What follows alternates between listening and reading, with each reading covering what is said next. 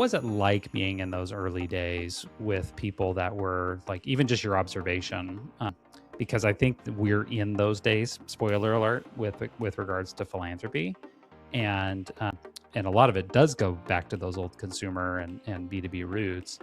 But what was it like being in those early days, those early adopters that were stepping out?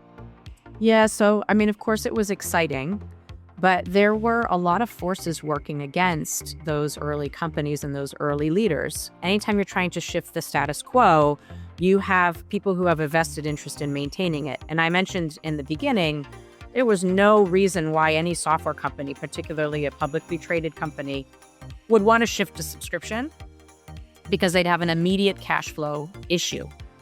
Moving from getting all their money up front to then suddenly, and I had figured out, you had the same customer and they were going to pay you in the old model, and now they're going to pay you in subscription. It would take you about 3 to 4 years to get the cash that you would have had in the previous model, and then multiply that times any number of customers. So there were a lot of economic forces that were locking the industry in the status quo.